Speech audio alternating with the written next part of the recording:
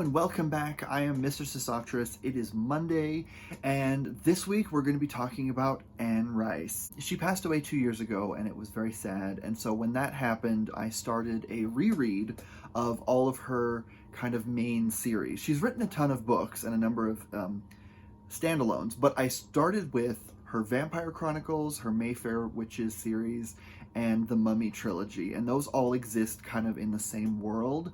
The Vampire and Mayfair series crosses over for 3 books, and then the Ramses trilogy is pretty disconnected, but it is mentioned in an early Vampire Chronicles book, so it's technically in the same chronology. And so I wanted to reread these, partly because these books were very important to me when I was a kid. When I was in high school, I read Interview with the Vampire after seeing the movie with Tom Cruise and Brad Pitt. And I really loved it. And so I read the book and I just was obsessed. It's funny, I feel like I was obsessed with this series for a long time, but looking back, I only really ever read the first like 5-6 books of the series, like the Vampire series, and that was sort of it. I kind of drifted off into my own little world after it. But I wanted to reread the series, all of it, and just revisit it and try to see what elements were nostalgia and what elements appealed to me. What was it that was so gripping? Because I own the complete series. I've been collecting it over time. I have a bunch in hardcover. It's been like this huge thing, but I haven't actually read the whole series beginning to end before, kind of in chronological order, crossing back and forth between the two main series. And it was an interesting experience for sure. This is definitely an uneven series. When it's good, it's incredible. It's like transcendent, really beautifully written, and it's just compelling stuff. But when it's bad, it's really, really bad. And it's really interesting because the series has such highs and lows, that the reading experience of it, while fun, was kind of rocky at times. And so I wanted to go back through and do like a retrospective of the whole series and just give my thoughts of kind of everything as a whole. Now, this isn't going to be on all of Anne Rice's works. There's a couple other series of hers that I haven't read. I haven't read the Jesus duology. I haven't read the Werewolf duology or the Angel duology, the Song of the Seraphim. And I haven't read any of her standalones. I do have them, but I haven't gotten around to reading them yet. But this is just going to focus on the Vampire Chronicles, the Mayfair Witches series, and the Mummy Trilogy, which all kind of exist in their own bubble. So let's get into it. Let's see how this goes. So I wanted to start off by talking about Anne Rice herself and kind of her own history, because her life very much influenced the series, what direction it went, what kinds of things she explored, and it really, like, the changes in her own life really affected the directions that I think her various series went. Anne Rice was one who she really struggled with kind of her relationship with the Catholic Church. For a very long time, she identified as atheist, and then in, I think, the 2000s, early 2000s, after her husband died, tragically, she went back to the Catholic Church and kind of recommitted herself to it. There was obviously questions that she had. She had her own kind of religious journey that was important to her, and she was looking for some answers for kind of what that meant. And so she stayed with the church for about 10 years before finally kind of leaving it again and saying, you know, it isn't working. This doesn't, I can't reconcile what I believe with what the church teaches.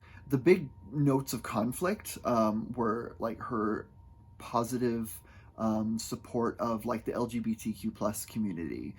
She was very pro the queer community. She was very supportive. Her books explored gender and sexuality and all that kind of stuff. And at that time, the Catholic Church, I guess it still does, just denounced all of that. She also was, she believed in a woman's right to an abortion, which was very controversial. And so she eventually did leave the church, but she kind of kept her faith in kind of a personal way. She's like, this is kind of my belief. I don't believe in organized religion, but I'm going to have my own beliefs, and because they're important to me, you know. And I think eventually, near the end of her life, she identified as like a secular humanist without sort of organized religion sort of dictating how to do that. And so this journey of hers, specifically in her kind of journey towards finding meaning and getting answers to things, is very much at the heart of a lot of her books, especially the Vampire Chronicles. That was the first thing that she wrote. The first book she ever wrote was Interview with the Vampire, and that book is all about Louis's kind of quest to find, you know, what's the meaning of life, what's the purpose of everything. He's turned into a vampire, but he isn't really taught what any of it means, and so he's looking for kind of answers to his questions, and that was very much kind of where Anne Rice was at that time. Interview with the Vampire was very much a response to Anne Rice losing her own daughter, who died at a very young age to leukemia. It was very sad. And in the book, you've got kind of Claudia, who's sort of the child vampire who kind of becomes this symbol of everything that isn't working in the kind of relationship between Louis and Lestat, and it's wonderful. But it was really interesting. I say that a lot, but she is a very interesting person. Just to see how her writing evolved and changed over time, because there's a very clear change in focus from the first vampire novels to kind of her last novels. The last two things she wrote was Blood Communion, which ended the Vampire Chronicles series, and the final Mummy book, The Age of Osiris, The Reign of Osiris. And that one was written with her son Christopher, and those were kind of the last two books she wrote before she sadly passed away in 2021, which was 2 years ago, but it feels like it was pretty recent. I did want to start off by talking about the strengths of the series, because I don't want this to come across as I'm bashing the series or just making fun of it, because that's not true. I have enjoyed this series for a very long time, and I did enjoy a great many of these books. So I want to start off talking about what I loved about it, what Rice is very good at, and what elements I think are the most worthy of other people kind of coming in and reading it, if that makes sense. The big draws of the series, there we go. First off, Anne Rice is so good at writing atmosphere, writing kind of unsettled places, liminal spaces, places where the environment reflects the internal journey of a character. The settings, just the vibes are immaculate. You have so many characters kind of asking questions about things they don't understand. And that's another thing this series does really well, is it tackles big questions. You have characters asking about, like, the meaning of life and whether God exists and what the purpose of everything is and what you can do with it. There's questions of morality a lot of times. There's questions about what their purpose in all this is. Like, why would you live in a world where this kind of being can kind of exist? Does that mean that there's a purpose for them? You know, all that kind of stuff. And while we do get some answers as to kind of the origins of the vampires and where they came from and all that, it's very much left up to the individual to kind of decide, you know, what is it that I'm going to do with this? And they do try to kind of create a community as they go on and be like, okay, these are the rules and this is what we're doing, kind of thing. And all of that, like the philosophical questions that the series brings up is great, and that's one thing that I really, really like about it. Also, I really like how real everything feels. It all fits together very nicely. You've got like the Talamasca, which is a wonderful, wonderful invention. They're kind of a secret society of paranormal scholars that kind of answer questions and try to figure out what all is going on. And those appear in both the Mayfair and the Vampire series. You've also got kind of the origins of the vampires. You've got their abilities, you've got their limitations, you've got the things that they can do, the things they can't do, how they change over time. You even get into kind of the nitty-gritty of, like, biologically, how do they function and all that stuff. So, like, Anne Rice was very much focused on kind of making the vampires a real thing. They're very much like an actual being with kind of rules and limitations, and kind of she explored kind of what you can do with all that, which I thought was really good. I also think this book does a really good job of exploring things like gender roles, sexuality, gender fluidity. She was very big into like the free love kind of stuff, and so a lot of her characters, like all of her vampire characters, are kind of asexual, pan-romantic kind of characters, where they're not interested in like sex per se, but they're just kind of free-floating. They're more into sensuality and aesthetics, and so gender doesn't really come into their consideration of things. There's not really a clear sense of like, they're not monogamous, and they're not, you know, just interested in kind of one person. Even if they have really important relationships, they can have that, but then they can also fall in love with like 800 other people. And so it's very free-floating, and characters like Gabrielle, who's Lestat's mother, who he turns into a vampire as well, she is a really great character because she kind of explores gender norms, and she kind of revolts against that. The character wasn't explicitly written to be transgender, and I don't think that was kind of the intention, but you can definitely read her as that. For the most part, she prefers, once she's kind of made a vampire, she's freed from kind of the 18th century expectations of what like a mother and a wife should be, and she dresses in men's clothing, and she cuts her hair short. There's a really great, powerful scene where she cuts her hair short and it grows back, and she's horrified because she has to keep cutting her hair, and she wants short hair like a man's. And Lestat doesn't really understand what's happening. He thinks that she's just scared of the hair growing back suddenly as like a magical thing. But like as a reader, you can see it's like, no, this is almost like gender dysphoria. She wishes that she had more control over how she looked, and she can't physically change it to the degree that she wants, in order to live most authentically. There is a scene in the last book where she sort of dresses up in very stereotypical feminine clothing to like make Lestat feel better, which that didn't sit very right with me. That, I don't know, it seemed kind of odd.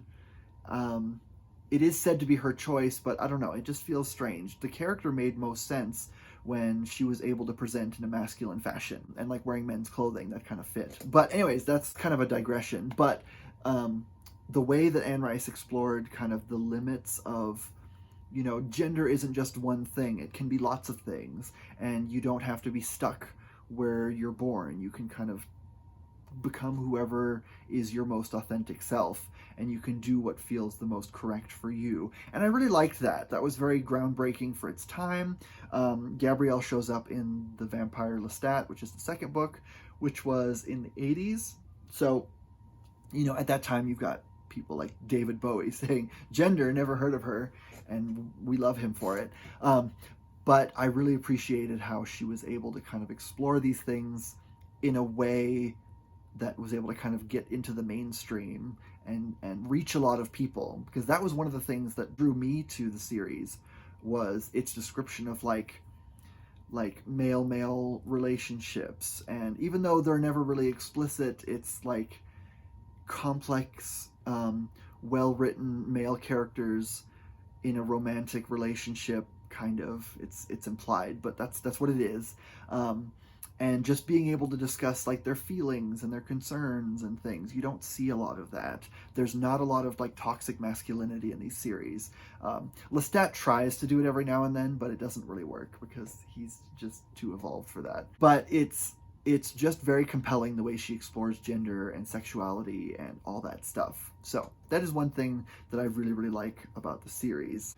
And next I wanted to talk about some of the weaknesses of the series. Now this section is going to be a little bit longer because there are some things that either have not aged well or just didn't really ever work. And so the first thing is the way that relationships are written. And I'm talking about like romantic relationships, not kind of the free-floating relationships of the vampires, but the more kind of human relationships. they're not always all that compelling. Michael and Rowan in the first Mayfair book are good. They get to know each other. They fall in love over time. There's a complex dynamic between the two of them, and there's a lot of really interesting back and forth between those two. In the later Mayfair books, though, they don't work, and it's almost like the author wasn't sure how to keep them together and didn't ever want them to be happy, and so had to always keep throwing in things to upset things just for the sake of it. I don't know, it didn't really work. And the Mona Quinn relationship is the one that I just cannot stand. Mona's a difficult character anyways. I'm going to talk about her a little bit more in a bit, but the relationship is just, it's really ridiculously written. Quinn, who's gay in the first part of the book, he sees her across the room and immediately falls in love with her, runs over to her, and like in 5 seconds proposes marriage to her, and then they just stay together, and everyone's like, oh, it's so cute that these two are in a relationship, and she's like 14 and he's 18 or something. It's weird. But it's just weird, and it doesn't work. There's no getting to know them. They do have lots of conversations, and for a long time it feels like they can't be together, but it just feels more like she wants to be with him but feels like she can't because she's the heiress of the Mayfair fortune at that point, and it just doesn't work. And then it seems like Anne Rice herself shared my feelings about this, because in I think the second Prince Lestat book, The Realms of Atlantis, she kind of kills them off screen. She just kind of says, oh, yeah, they were killed during that thing at the end of the last book, and we won't talk about them anymore. And it's like, oh, okay. And also, okay, with Mona Mayfair, she is, when we first meet her, she's 13, and she's described as very precocious and intelligent, and as intelligent as an adult, and there's this whole really creepy thing in Lasher where she has to have sex with Michael, who's like 50-something at that point, in order to pull him out of kind of a dark depression. And it's presented as a good thing. It's not, like, the Mayfairs are a messed up family. So you have lots of really creepy relationships. You've got lots of predatory stuff, and incest and all that kind of things. But when it comes to this, it's not presented as this is her being creepy because of the family. It's presented as like this is her purpose in things, and it's like she's kind of a prize that he gets, even though he's married to Rowan at that point, and she has to kind of pull him out of a depression, and so it's up to this 13-year-old girl, and it's just creepy. It just glorifies it, because afterwards there's no consequences. Everyone's like, oh yeah, I understood, that had to happen. Even his wife is like, I understand, and she forgives Mona, and everyone's happy, and they go on. And it's like, I could see that as being like, that's just part of what makes this family so messed up, that they're accepting of this kind of thing, and I understand that. But it's always presented, and this happens a couple times, it's always presented as like in a very specific way where it's like, no, it's okay because everyone consents to this. You also see that with Marius and Armand. Armand is like 14, and he's kind of in this harem of boys that are kind of kept with Marius, and there's a physical relationship there, and it's just creepy.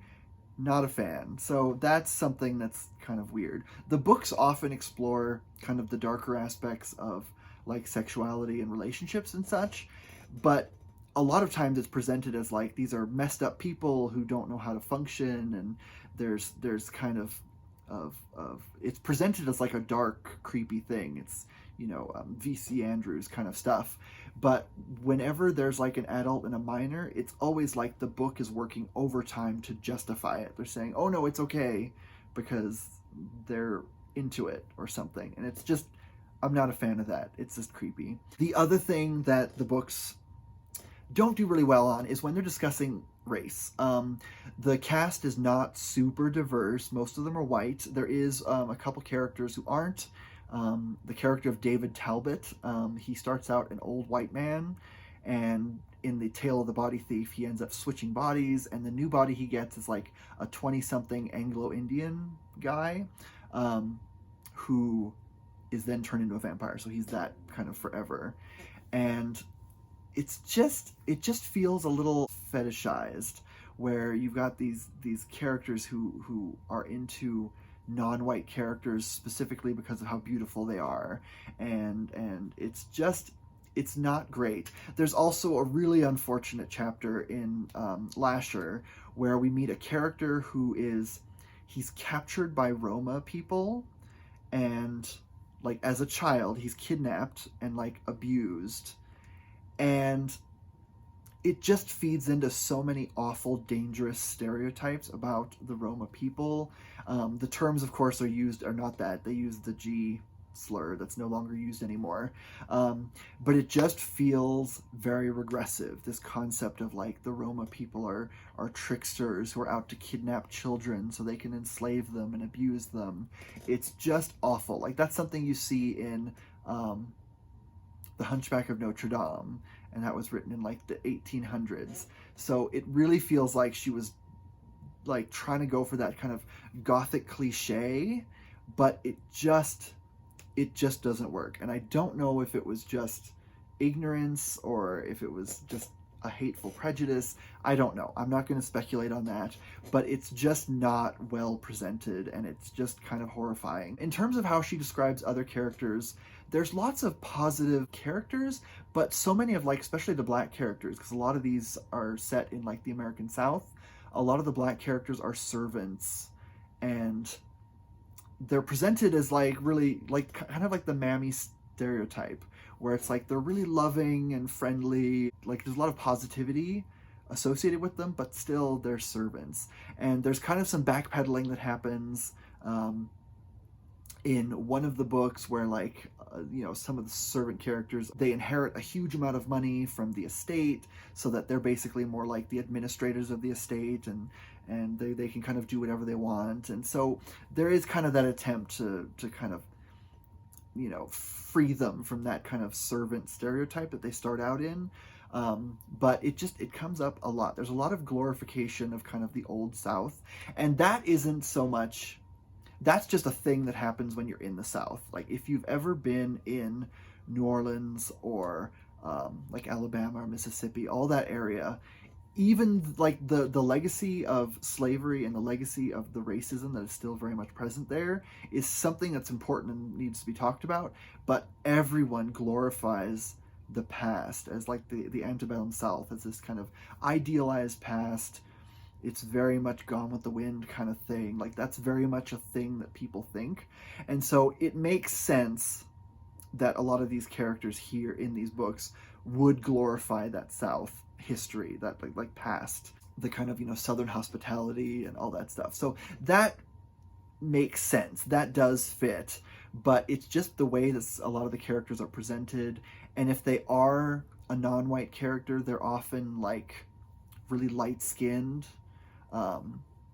like mixed race heritage, and they're very light-skinned, and it just feels like there's this assumption in a lot of them that like the light-skinned black people are more attractive, and that's a bias and a stereotype, and it's not a good one, and so it's not great. And so I wouldn't say these books are racist, and I wouldn't say Anne Rice is racist, because she was a very forward-thinking person, but there was kind of a lack of like sensitivity readers, I think, in terms of her work. But I just feel like there was just a bit of ignorance in terms of the nuance of discussing race that I think would have made the books endure a lot longer or feel less dated, because they feel more like they were written in like the 30s and 40s in some senses, in terms of how it describes race. So that's something to be kind of aware of.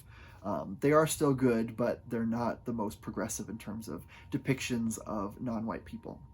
And so my final quibble is that these books tend to be a little heteronormative. They were very groundbreaking in terms of their depictions of queerness and like the free love and gender, like moving beyond kind of the binary thinking, which is great.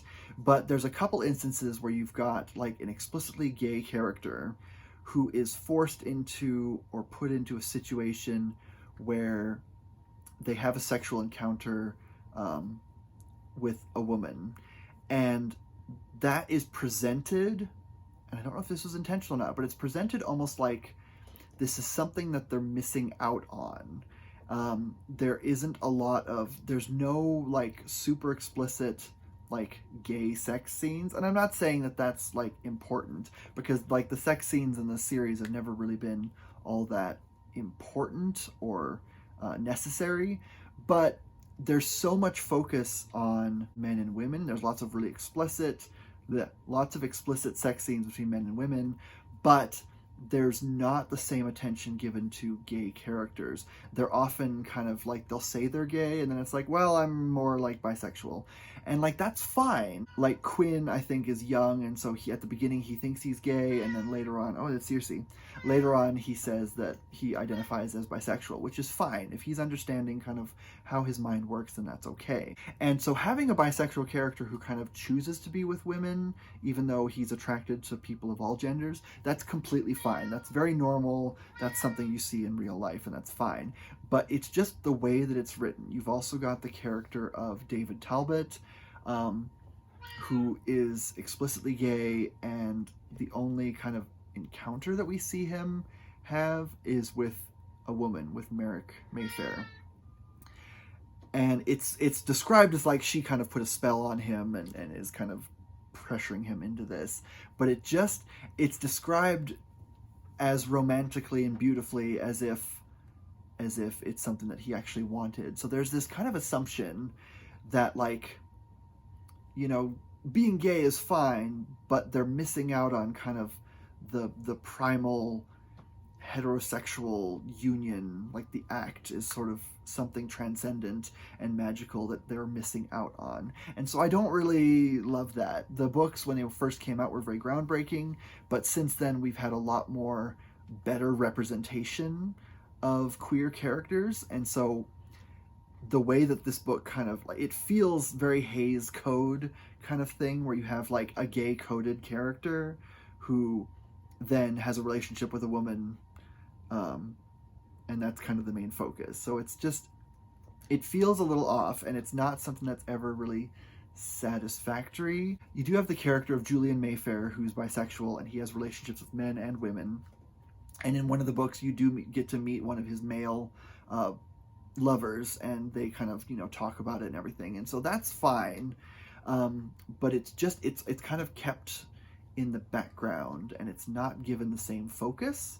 And I feel like, for as important as these books are to the gay community, I feel like even in the 2000s, because the series is going strong in the 2000s, we should have gotten better gay representation.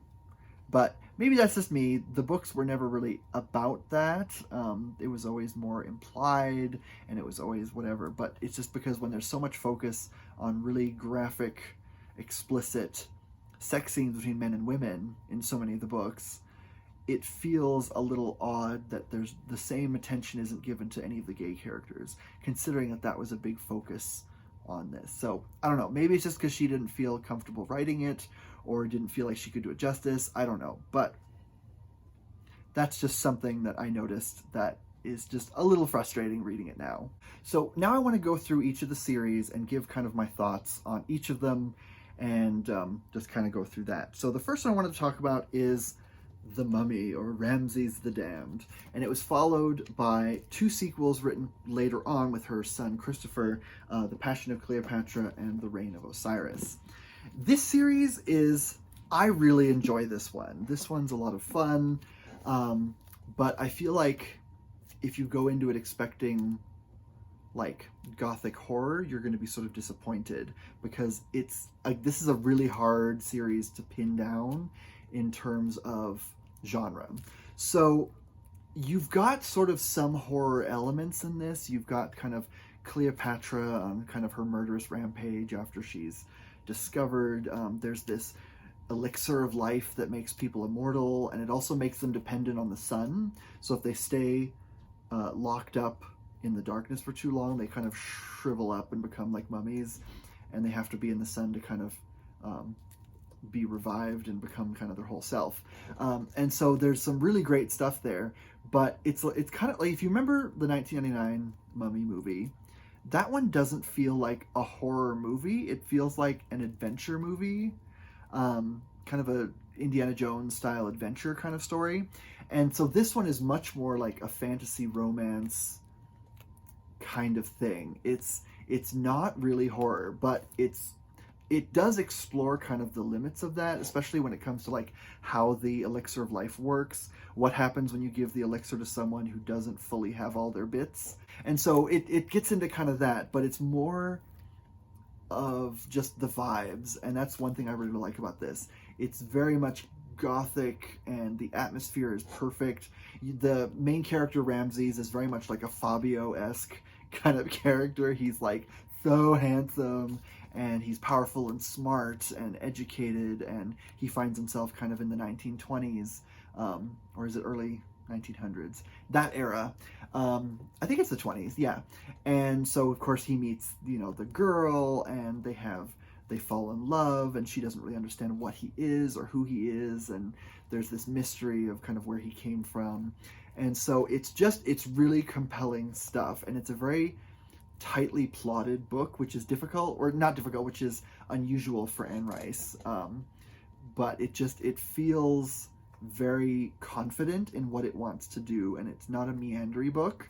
The sequels aren't as good. There's still some good stuff. They suffer from pacing issues, but they still kind of explore the limits of sort of what this elixir does, where it came from, what it means. Because by the end of the first book, a lot of other characters have had this elixir, so you've got a lot more of these immortal characters, and it kind of shows how they react to kind of things changing over time. If you wanted something to get into Anne Rice, I'd say this is a good one, because you can just read this as a standalone. It was a standalone for many years. This was written, I think, just a few years ago. Let's see, when did this one come out? This was written with her son, Christopher, and 2017. So yeah, this was written in 2017. This one was written in like the 90s. You can just read this one, and I love this book. This is honestly one of my favorites of hers, just because the vibes are perfect. It doesn't try to be anything.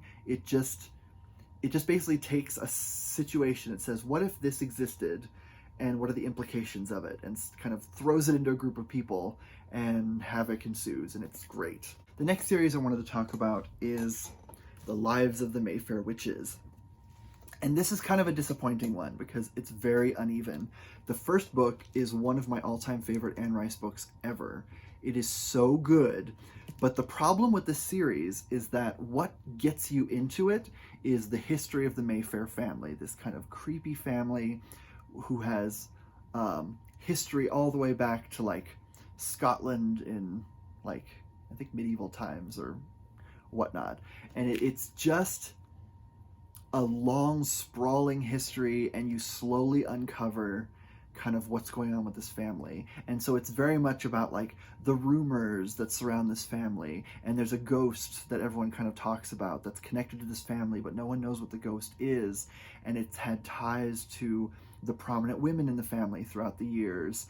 And so it's all about kind of uncovering what the deal is with this ghost and this family, and it's very much written in a way that like there's lots of different POVs.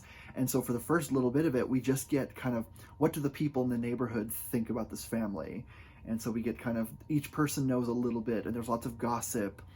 And so it's very heavy with that like Louisiana vibe, and you've got New Orleans society, and everyone knows about this family, and they're scared of them for some reason. Everyone knows a little bit about them because they've interacted with members of the family over the years. And then you've got the main two, Rowan and Michael, who come together kind of through chance because she has certain abilities she doesn't understand. He has too. And they both kind of work together to understand this mystery of what's going on with this family. all while slowly falling in love with one another. It's just excellent. And the issue is that once the series progresses, you've got the other two, Lasher and Taltos. The books suddenly become not about the Mayfair family, but about like who the Taltos are, and it's another kind of immortal, tortured character, and their history and what's going on, and it's sort of like they're not evil, they're friendly giants with kind of childlike minds, and it kind of kills the momentum, because in the second book does have some tension. It's very much like a thriller, a chase against time. One of the characters has been kidnapped, and so everyone else is trying to find them, and the person who's holding him is awful and terrifying and genuinely like a scary villain. And then it just moves away from the family, and then by the third one, it's more like we need a happy ending for everyone, and no one really cares about the family anymore. We just want the Taltos to be loved and known, and I don't know, it just feels uneven. And the series does continue. The Mayfair books link up with the Vampire Trilogy, or like the Vampire Chronicles, with the book Merrick, which is this one here. And this is actually a really good one.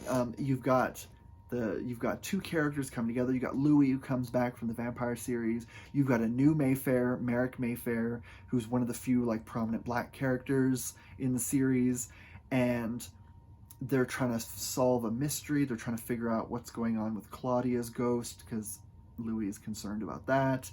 And it has kind of a focus. You get lots of the history of all these characters. You get the history of David Talbot and his relationship with Merrick. And it's a very twisty-turny plot. It's very tightly written. It's not a long one. And it's really good. But then it goes into Blackwood Farm and Blood Canticle.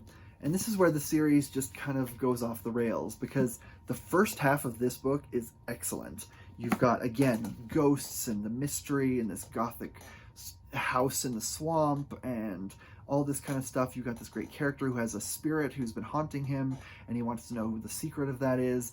And then the series like crashes headlong into the Mayfair series. The mystery is sort of forgotten for a bit, and it becomes this like strange romance. And then once the ghost thing is resolved, then you've got the final book, which is, I can't even really remember what it's about, but it's like Lestat shows up and is trying to help them uncover the mystery of the Taltos and where they are, and uncover what happened to the family and figure out what happened to Rowan. And Lestat has a relationship with Rowan, I guess to balance out the fact that Michael had a relationship with Mona. I don't know. And it just feels like the characters didn't make sense anymore. Their personalities shifted, and they started just doing things just for the sake of doing things. And it was just very unsatisfying. And that's really sad, because I honestly adore this book. My suggestion would be read this one, and it ends ambiguously with kind of a shock ending. But I would say just end there and be like, all right, that's the end of it. That's the horror story. It's that. It's like the ending of the movie. Oops. It's like the ending of the movie Drag Me to Hell. Like, it ends, she gets dragged to hell, and it ends. And you're like, okay, wow. I'm sorry for the spoiler. But if you really want some closure, you can read Lasher, which isn't a very pleasant experience at the beginning, but it does give a bit of closure. But just avoid Taltos. It's the most meandering book ever, and I did not like that one. So read The Witching Hour, read Merrick, and you don't really have to read anything else, and that's fine. And finally, we're going into the Vampire Chronicles. This is, I think, the most cohesive series that she's written, of like the long series, and I really, really enjoy the first like 5 books and then a few of the others. Overall, I think the series starts off very strong because it's all about a conversation. You've got Louis, who starts by asking questions. Who are we? Why are we here? What's going on? And then you've got Lestat, who comes in, and his book sort of answers some of Louis's questions and kind of sets to right some of Louis's skewed perceptions, because Lestat in the first book comes across as like maniacally evil. And then in the second book, Lestat kind of has his own chance to kind of set the record straight and tell his story.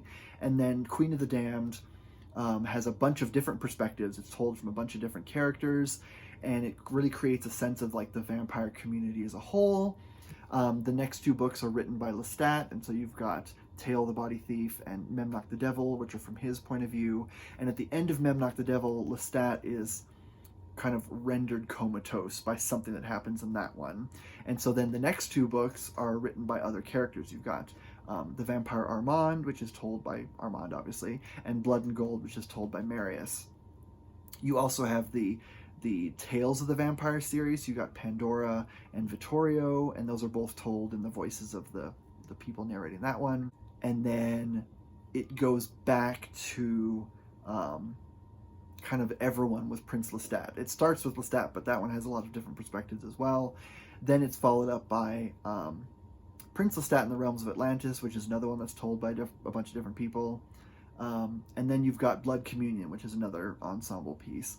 But overall, the series has kind of a beginning and an end, and there's important things that happen in the series. And so overall, I think the series is pretty cohesive, but it varies a lot in quality. The first three books are excellent. They're wonderful, really well written, really solid, and should all be considered kind of classics of sort of the Gothic genre. The next two books are Tale of the Body Thief and Memnoch the Devil.